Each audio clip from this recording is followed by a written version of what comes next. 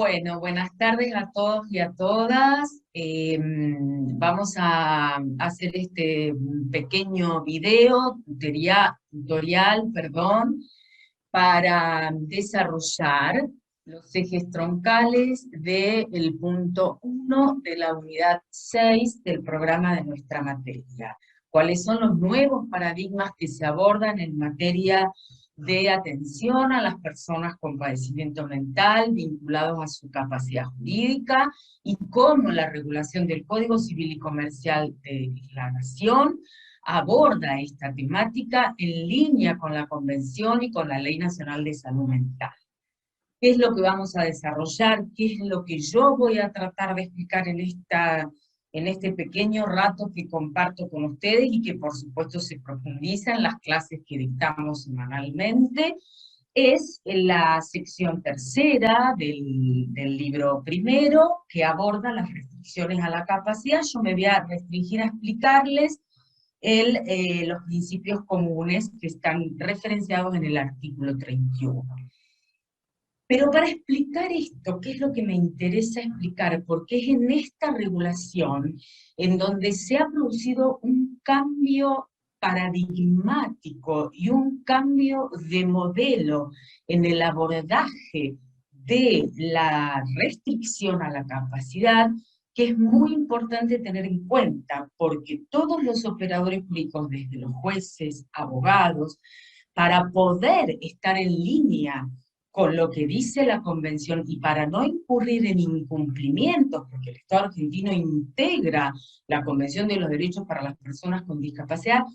todos tenemos que trabajar en estos abordajes. Por eso es muy importante que los planes de estudio se adecúen en estos diseños universales a estas temáticas, porque es a partir también de la universidad y de cómo se transmiten estos saberes, porque acá hay un impacto en el cambio de abordaje que es muy importante tener en cuenta en los planes de estudio de las universidades. Dicho esto, ¿qué es lo que me interesa remarcar? La regulación en materia de restricciones a la capacidad está en línea con el modelo social de discapacidad al cual adscribe la Convención de los Derechos de las Personas con Discapacidad. Esta convención fue sancionada, como ustedes saben, en el año 2006 por la Asamblea General de Naciones Unidas, conjuntamente con su protocolo facultativo, y desde el 2008, por Ley 26378, está en vigencia en nuestro ordenamiento jurídico interno y tiene jerarquía constitucional desde el año 2014 por Ley 27744. O sea, entra dentro de los tratados de derechos humanos que integran el artículo 75, inciso 22 de la Constitución Nacional. Esta convención adscribe al modelo social de discapacidad. ¿Y qué es el modelo social de discapacidad? Nosotros sabemos que las causas que originan la discapacidad, a diferencia del modelo de prescindencia, que estaba vinculado a cuestiones religiosas, que lo que se buscaba era prescindir de aquellas personas que tenían alguna diversidad, alguna deficiencia, vocabulario más utilizado en aquel momento, y a diferencia del sistema del modelo rehabilitador, que es un modelo médico-científico en donde se sostiene en materia de discapacidad que el problema es un problema de salud y que por tanto es un asunto estrictamente médico y que las soluciones se piensan a partir de un diagnóstico médico que hace hincapié en la cura. O sea, este modelo rehabilitador tenía que ver con un modelo médico hegemónico que tenía su finalidad en la rehabilitación, sosteniendo que estas personas tenían una deficiencia que había que curar porque había un criterio de normalidad. En consecuencia, dentro del sistema de rehabilitación, del modelo rehabilitador, estas personas quedaban estigmatizadas, quedaban excluidas, no podían interactuar en la sociedad hasta que no estuvieran curadas, rehabilitadas. ¿Qué nos dice de distinto este movimiento, este modelo social de discapacidad que se crea justamente a partir del colectivo de personas con padecimientos y subjetivos o con diversidades funcionales? Este movimiento nace en los movimientos llamados de vida independiente, por allí en los años 60. Edward Roberts fue uno de sus precursores, que era un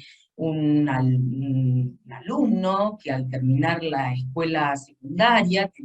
había sufrido una poliomielitis con anterioridad,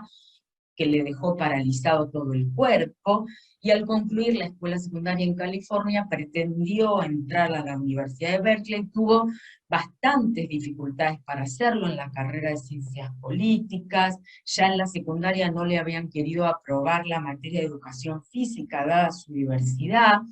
Entonces esta persona comenzó con toda finalmente fue admitido en la universidad, logró que se adecuara una habitación para que él pudiera permanecer en el campus de la facultad, o sea, logró que se removiera una barrera arquitectónica que le permitiera ingresar a él a ejercer su derecho a la educación, y a partir de allí trabajó en forma colectiva con este colectivo de personas con discapacidad, y en esos movimientos de los años 60, que luego por supuesto se extendieron en su filosofía a Europa, Suecia, Canadá, Inglaterra, España, Reino Unido, y que luego llegaron, por supuesto, a nuestro país, y es el modelo al que adscribe actualmente el código. Estos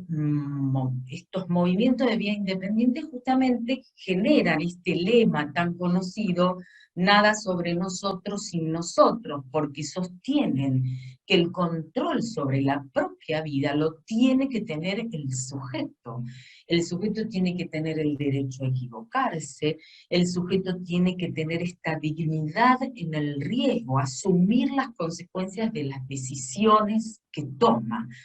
Estos movimientos de vida independiente están muy asociados al concepto de la autonomía del sujeto. ¿Desde qué perspectiva? Desde una perspectiva amplia, podemos decir que este concepto de autonomía está vinculado a la libertad, se identifica ampliamente con la libertad. ¿La libertad de qué? La libertad de elegir el proyecto y de decidir sobre el proyecto vital de cada uno de los sujetos, y esto tiene que ver con la dignidad. Nuestro ordenamiento jurídico, como ya lo hemos visto actualmente, se basa en la centralidad de la persona humana y en su dignidad, o sea, en que se respeten sus decisiones de acuerdo a sus proyectos de vida. Por eso, desde esta perspectiva del modelo social de discapacidad, en donde la discapacidad ya no se construye como un concepto médico, sino que se construye o se entiende que lo que discapacita no es la diversidad funcional, sino la sociedad, que son estas barreras arquitectónicas, actitudinales, comunicacionales, las que impiden que el sujeto se incluya en la sociedad en igualdad de condiciones con los demás. Si una persona tiene una deficiencia, perdón, no me gusta hablar de deficiencia aunque la convención así lo haga, prefiero hablar de diversidad, porque eso es lo que corresponde a una sociedad democrática. Si una persona tiene una diversidad motora que le impide acceder, por ejemplo, a la Facultad de Derecho, y la Facultad de Derecho está llena de escalones, de escaleras, y no hay rampas, lo que discapacita, nos dice este modelo social, no es la diversidad funcional, sino las barreras arquitectónicas, en este caso, que impiden el acceso del sujeto a la universidad. En este caso impiden el acceso del sujeto a su derecho a la educación. Y así en los distintos ámbitos de la vida: las barreras comunicacionales, las barreras informáticas, las barreras de acceso a la información, las barreras actitudinales. Entonces, en esto radica el modelo social de discapacidad, y sosteniendo fundamentalmente que el concepto de discapacidad es un concepto relativo que varía de acuerdo al momento histórico, social, económico. Este es el modelo que recoge la Convención. Y aquí es donde se produce lo que a nosotros nos interesa en materia de capacidad jurídica, un cambio importantísimo desde el modelo de sustitución que traía el Código de Vélez, de acuerdo a la concepción decimonónica de que a la persona había que protegerla, asistirla, sustituyéndole su voluntad a estas personas que tenían algún padecimiento mental, se les designaba un representante legal, se los declaraba incapaces absolutos. Esto significaba que no podían ejercer ningún derecho por sí mismos y que sus derechos eran ejercidos por sus representantes legales. Desde ese modelo de sustitución en la toma de decisiones hasta el modelo actual, que es un modelo de complemento, que es un modelo de apoyo, que es un modelo funcional que mira al sujeto, analiza su situación, su diversidad, analiza su contexto social, ahora vamos a ver de qué forma interdisciplinaria, y determina que esa persona tenga la necesidad de un complemento, de un apoyo para el ejercicio de sus derechos, y este apoyo tiene que trabajar con esta persona con discapacidad en un lazo de confianza que le permita favorecer su autonomía. Esto es lo que hace el modelo social. Ya de alguna manera no declara la interdicción del sujeto, esta incapacidad como sí lo hacía el Código de Vélez, sino que pone el acento en el complemento, en el apoyo que la persona necesita en el ejercicio de sus derechos, tal como lo refiere el artículo 12 de la Convención, al decir que los Estados partes reconocerán que las personas con discapacidad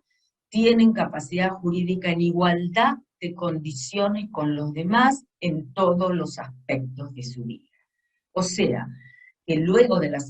horror de la Segunda Guerra Mundial, es imposible seguir sosteniendo el régimen de sustitución y de atribución de incapacidad, porque se pretende, sobre todo con la Declaración de Derechos Universales de los Derechos Humanos, se entiende la universalidad, la imposibilidad de la discriminación, de la estigmatización. Lo que se busca es justamente la igualdad real que permite a los sujetos incluirse en la sociedad. Este es el modelo social. Ahora bien, el mismo Código Civil y Comercial toma también para la regulación la Ley Nacional de Salud Mental. En el año 2010 se sancionó y entró en vigencia el 3 de diciembre la Ley 26.657, que es la Ley Nacional de Salud Mental. Todas estas leyes, llamadas leyes 26.000, no solo la Ley Nacional de Salud Mental, también la Ley 26.529 de derechos del paciente en relación con las instituciones y los profesionales de la salud, la Ley de Protección Integral de los Niños, Niñas y Adolescentes, 26066, todas estas leyes tributan a poner en jerarquía este principio de autonomía, de la autonomía de la voluntad, de la autonomía en la toma de decisiones. También lo hace, por supuesto, la Ley de Salud Mental. La regulación de la restricción a la capacidad remite especialmente, sobre todo en materia de internaciones involuntarias, a la regulación de una ley especial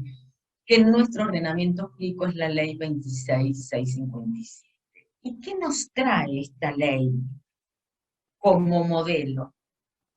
Al que también se adscribe el Código Civil y Comercial. En primer lugar, esta Ley de Salud Mental propone un verdadero cambio de paradigma desde su apertura, porque el artículo 1 de la ley dispone que esta ley tiene por objeto asegurar el derecho a la protección de la salud mental de todas las personas y el pleno goce de los derechos humanos de aquellas con padecimiento mental. O sea que lo que se pretende en esta ley es una ley de protección de la salud mental, y esta ley tiene como ejes centrales un cambio de lógica en el abordaje de la salud mental. La salud mental ahora se va a abordar desde la perspectiva de los derechos humanos que garanticen el pleno goce de todas las personas de sus derechos humanos. Y este abordaje, por un lado, tiene esta nueva lógica, protección de derechos humanos, interdisciplina, como ahora vamos a determinar para salir del régimen médico rehabilitador, y por supuesto la obligatoriedad de la internación en hospitales generales para salir de esta lógica asilar y manicomial. Actualmente, entonces, el proceso de atención deberá realizarse fuera del ámbito de internación hospitalaria, como lo dice en plazo del año 2020, venimos un poco demorados con esto, el decreto reglamentario de la ley, y en este abordaje interdisciplinario e intersectorial, basado justamente en la atención primaria de la salud, que propicia este refuerzo, esta promoción de los lazos sociales. ¿Qué significa esto? No es lo mismo abordar un padecimiento a través del encierro que abordar un padecimiento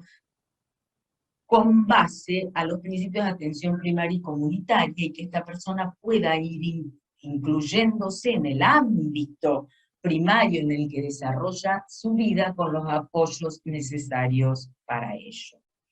Por eso el concepto de salud mental que trae la Ley Nacional de Salud Mental, que realmente podríamos decir que es un concepto de salud integral, porque si le sacamos de su concepto la palabra mental, veremos que realmente responde a un concepto de salud integral, tal como lo dice la Organización Mundial de la Salud, que al hablar de enfermedad refiere que, lo quiero decir exactamente, que la enfermedad no es solamente la ausencia de afecciones o enfermedades, sino que refiere a que la salud es un estado de completo bienestar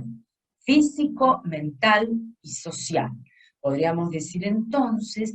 que esto tiene que ver con poder luchar contra las condiciones que limitan el desenvolvimiento de la vida individual y social. En este sentido, el artículo 3, con esto ya voy a desarrollar los principios del artículo 31, dice que en el marco de la presente ley se reconoce a la salud mental como un proceso denominado por componentes históricos, socioeconómicos, culturales, biológicos y psicológicos, cuya preservación y mejoramiento implica una dinámica de construcción social, modelo social de discapacidad, vinculado a la concreción de derechos humanos y sociales de la persona. Abordaje de derechos humanos, abordaje interdisciplinario. Ya no se toma la salud mental como un problema exclusivamente médico, sino que hay que analizar estos componentes históricos, económicos, sociales, culturales. Por eso los jueces, cuando están en presencia de un trámite de restricción, un proceso de restricción a la capacidad, deben tener este abordaje interdisciplinario que permita situar la enfermedad, que permita situar el problema, no solo en un problema de enfermedad, sino que esta interdisciplina es lo que va a permitir establecer qué es lo que cada persona de un modo singularizado y contextuado, donde vive, si va al club, si puede administrar su jubilación, para poder establecer esta situación, la restricción a la capacidad que se realice los actos puntuales de la capacidad de este sujeto de ejercer los derechos por sí mismo deben limitarse con esta perspectiva de la que estamos conversando. Por eso cuando el artículo 32 refiere, como ya van a ver en otros tutoriales, a lo que debe entenderse por esta alteración mental permanente o prolongada de gravedad, siempre que se estime que del ejercicio de la plena capacidad pueda resultar un daño a su persona o a sus bienes, hay allí en esta determinación de este concepto de enfermedad mental una necesaria evaluación interdisciplinaria que va a permitir superar esa categorización jurídica de la capacidad jurídica en función de un diagnóstico médico, y esto es fundamental,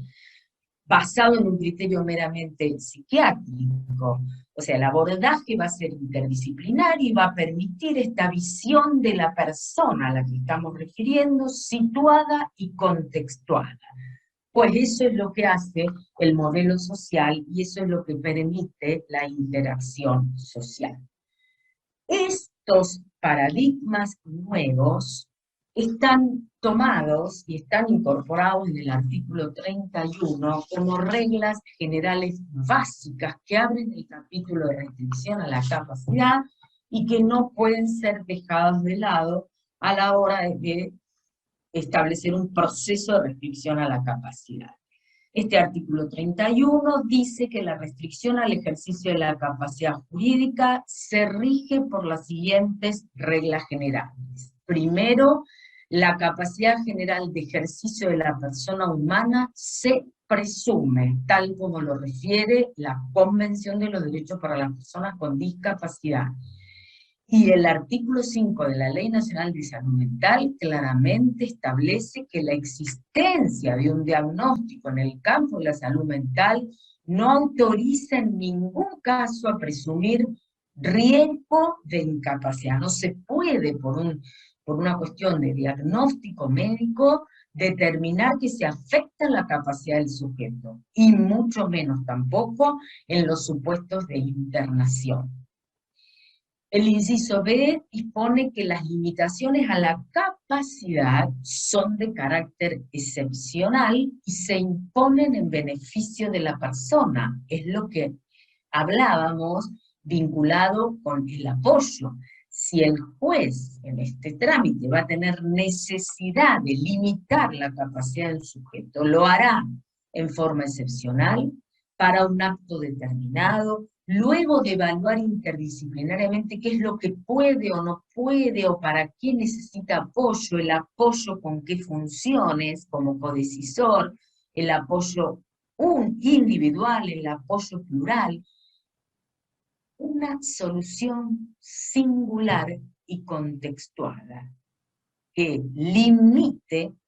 con este carácter excepcional y con las salvaguardas, o sea, con las garantías de que estas limitaciones van a poder ser vueltas a analizar. Por eso nuestro ordenamiento jurídico dice que cada 3 años deben revisarse estas sentencias, porque una de las salvaguardas justamente es sostener que el padecimiento mental no es un estado inmodificable, entonces hay que brindar, tal como refiere la Convención, esta salvaguarda. El inciso C dice que la intervención estatal tiene siempre carácter interdisciplinario, tanto en el tratamiento como en el proceso judicial. O sea, en el tratamiento, ley de salud mental, abordaje desde derechos humanos y abordaje desde la interdisciplina. O sea que quien realiza el diagnóstico ya no va a ser, se rompe con la hegemonía médico-psiquiátrica, y la interdisciplina se va a basar justamente en esta acción mancomunada, efectiva, desde la diversidad de incumbencias profesionales, en donde, complementando saberes, se va a conformar un equipo de un modo democrático y transversal, sin jerarquías, que permita diagnosticar desde esta perspectiva qué es lo que va a servir mejor a este sujeto para que ejerza sus derechos en igualdad de condiciones con los demás. Y qué apoyo va a necesitar y qué complemento va a necesitar en este sentido. La persona tiene derecho a recibir información, es otro de los principios, a través de medios y tecnologías adecuadas para su comprensión, o sea, es lo que llamamos la accesibilidad, está regulada en el artículo 9 de la Convención, o sea que refiere que las personas con discapacidad puedan vivir en forma independiente y participar plenamente plenamente en todos los aspectos de la vida. Estoy leyendo el artículo. Y los Estados partes adoptarán medidas pertinentes para asegurar el acceso de las personas con discapacidad en igualdad de condiciones con los demás, al entorno físico, al transporte, a la información, a las comunicaciones, a los sistemas y a las tecnologías de la información, etc. O sea, debe recibir toda esta información con los medios adecuados a su entendimiento. Si una persona tiene es sorda o es ciega, deberá adecuarse todos este derecho a la información a que pueda efectivamente tener accesibilidad a los mismos. Y esta accesibilidad también tiene que ser parte del procedimiento judicial, como lo establece el artículo 13 de la Convención. El inciso E dispone que la persona tiene derecho a participar en el proceso judicial con asistencia letrada que debe ser proporcionada por el Estado si carece de medios y con las salvaguardias correspondientes. ¿Qué significa esto? No solo que la persona con discapacidad es una de las legitimadas para iniciar su proceso, porque es ella, movimientos de vida independiente, la que más conoce cuál es su dificultad y cuál es el complemento que necesita para el desarrollo de la manifestación de la voluntad en el ejercicio de sus derechos, tiene derecho a participar en el proceso y con asistencia al letrado. O sea que si no tiene la posibilidad de un letrado, el Estado debe proporcionarle esa asistencia, con los ajustes de procedimiento que acabamos de mencionar, que están relacionados en el artículo 13 de la Convención. Por último, el artículo 14, el inciso F, refiere que deben priorizarse las alternativas terapéuticas menos restrictivas de los derechos y libertades, tal como lo refiere, por eso decía el artículo 14, de la Ley Nacional de Salud Mental, en donde claramente la internación es considerada como un recurso terapéutico de carácter restrictivo y solo puede llevarse a cabo cuando aporte mayores beneficios. O sea, no es que la internación está sacada de la regulación. Si la internación va a aportar mayores beneficios al sujeto, por supuesto que deberá atenderse a ella como medida terapéutica, pero deben priorizarse las alternativas menos restrictivas de los derechos y las libertades. En este sentido, es justamente en el que se trabajan con los apoyos, los apoyos que tal como refiere la última parte del 32 y el artículo 43, que tienen que ver con este concepto que dijimos, que el apoyo es aquel que genera un vínculo con la persona, vínculo de confianza, de intimidad, que va a colaborar en el ejercicio del derecho. Ya vamos a ver en otros videos y por supuesto desarrollaremos en clase cómo pueden ser estos apoyos, pueden ser individuales, colectivos, como ya dijimos,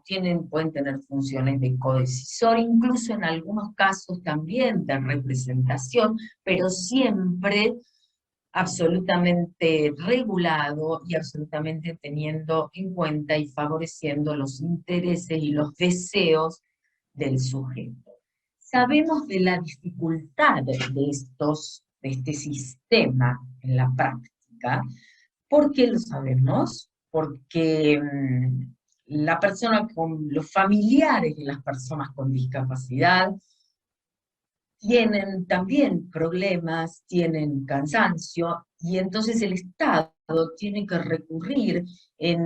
con políticas públicas en generar sistemas de apoyos fuertes, como por ejemplo existen en España, fundaciones que sirven de apoyo, el trabajo que se hace en las curadurías públicas en nuestro país son de suma importancia para favorecer autonomías, para lograr externaciones, para lograr esta función del apoyo que estamos conversando.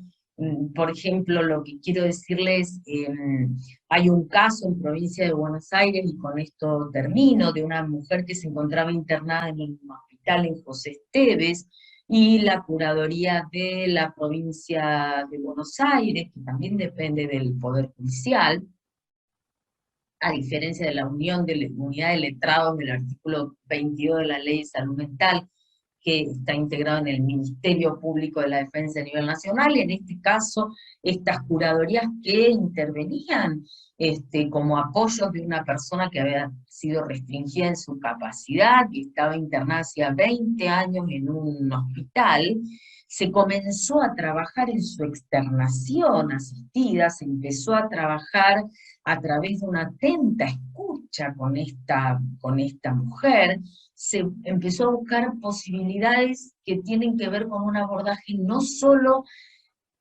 del apoyo, sino intersectorial, como decíamos al inicio. Es necesario que esto se haga a partir con el Ministerio de Hábitat y Vivienda, para ver a dónde voy a externar, con la política previsional, para ver que estos sujetos que a lo mejor no tengan recursos puedan tenerlos a través de políticas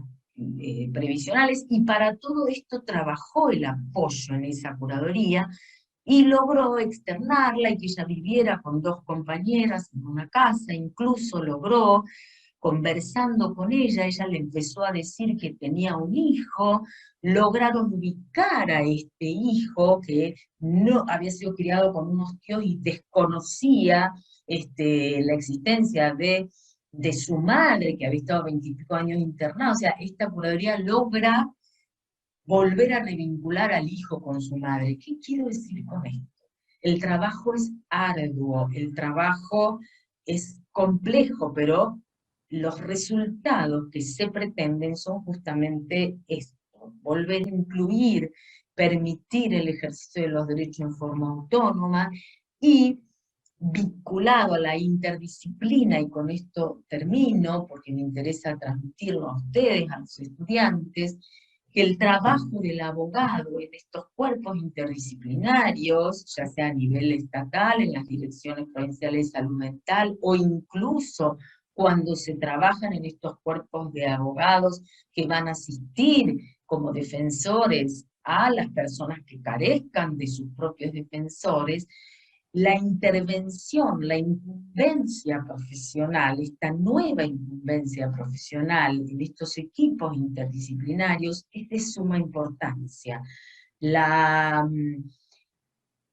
participación del abogado en estos equipos tiene una función de mucho alivio para la persona con padecimiento, porque si queremos ayuda, queremos colaborar, complementar, se le especifica cuáles son sus derechos, esta persona se siente aliviada, se siente integrada, dice, yo tengo derechos, claro, tengo mi capacidad jurídica presumida, y que solo se puede limitar del modo en que estamos desarrollando, y de acuerdo a estos nuevos modelos y estos nuevos paradigmas. Con esto